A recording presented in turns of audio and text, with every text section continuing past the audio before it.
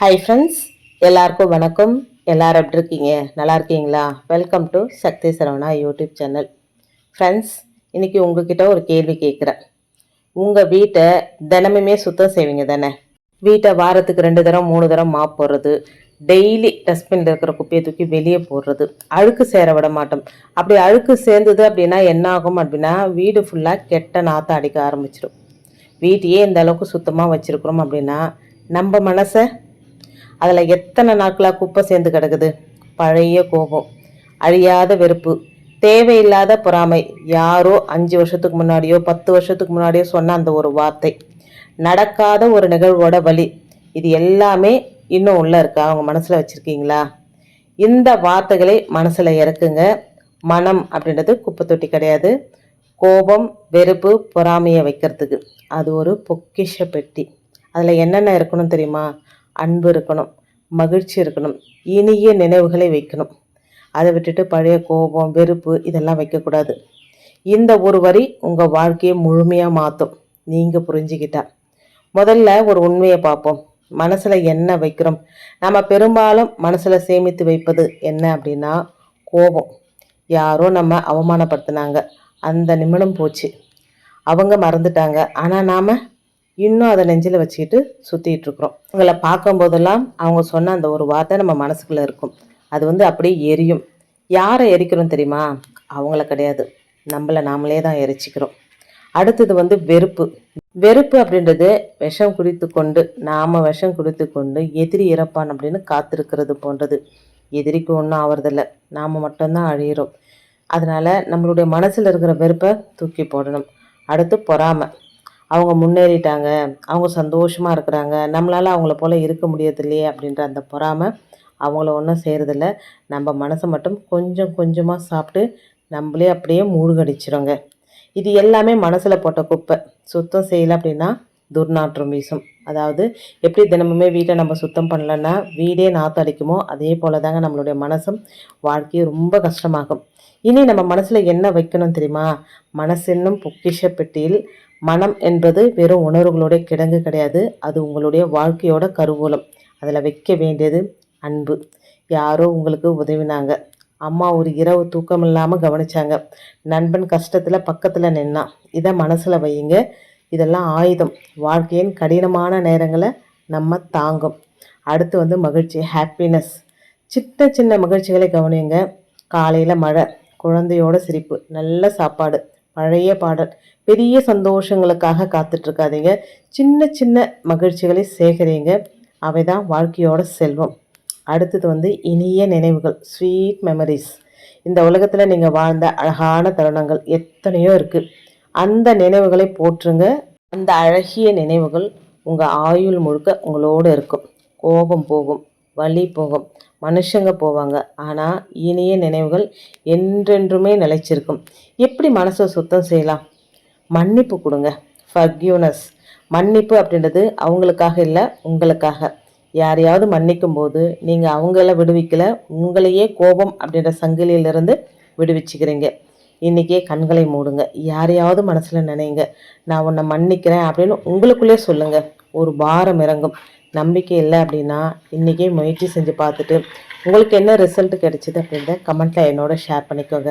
2வது நன்றி சொல்லுங்கள், கிராட்டிடியூட். இதுதாங்க ரொம்ப ரொம்ப முக்கியம். தினமுமே காலையில் எந்திரிக்கும் போது 3 விஷயங்களுக்கு நன்றி சொல்லுங்கள். இன்றைக்கி நான் உயிரோடு இருக்கிறேன், அதற்கு நன்றி.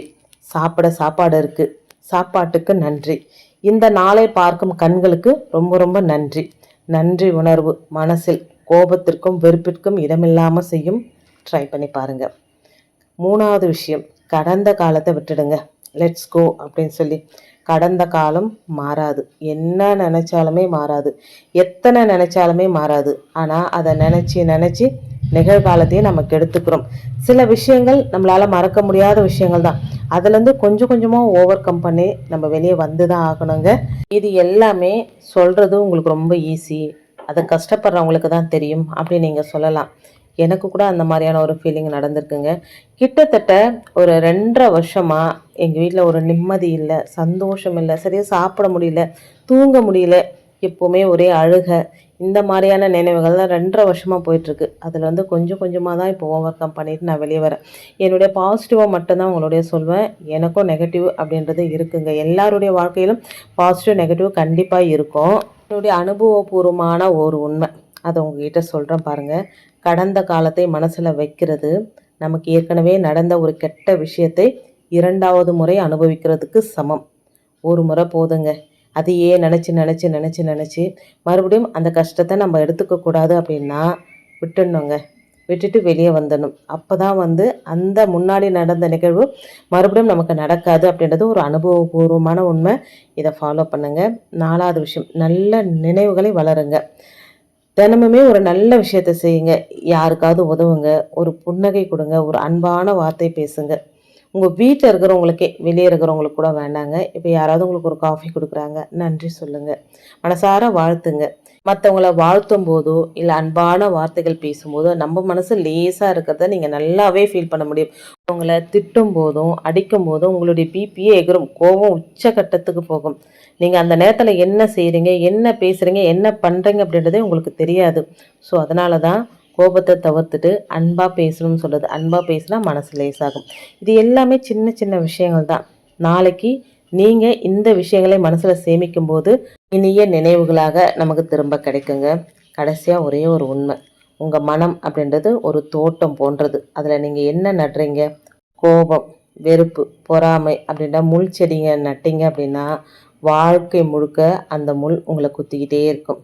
அதுக்கு பதிலாக அன்பு, மகிழ்ச்சி, நன்றி அப்படின்ற மலர்களை நட்டால் வாழ்க்கை முழுக்க அந்த மனம் வீசும்.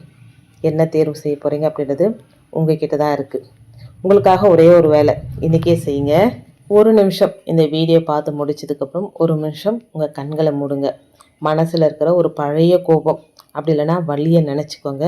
அதை மனசால் விட்டுடுங்க. அந்த இடத்துல ஒரு இனிய நினைவை கொண்டு வாருங்க. அந்த ஒரு நிமிஷம் உங்கள் மனசை கொஞ்சம் கொஞ்சமாக சுத்தம் செய்ய ஆரம்பிக்குங்க. ட்ரை பண்ணி பாருங்கள். உங்கள் மனசில் இன்னும் என்ன இருக்குது, குப்பையா பொக்கிஷமா, இன்றைக்கி என்ன மாற்றம் செய்ய போகிறீங்க அப்படின்னு சொல்லுங்கள்.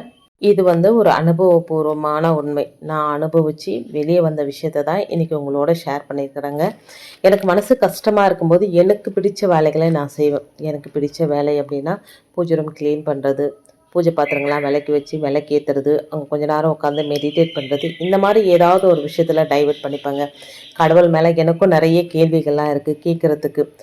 இருந்தாலுமே என்ன கஷ்டம் வந்தாலுமே என்ன சந்தோஷம் வந்தாலுமே நான் வந்து ஷேர் பண்ணுற ஒரே இடம் இந்த பூஜை ரூம் தான். காரணம் என்ன அப்படின்னா, மனுஷங்கக்கிட்ட ஷேர் பண்ணும்போது நம்மளுக்கு அவங்க எதிரியாக திரும்பும்போது அந்த விஷயத்த நம்மக்கிட்டே சொல்லி காட்டி இன்னும் 4 பேர்கிட்ட சொல்லி நம்ம மனசை இன்னுமே காயப்படுத்துவாங்க.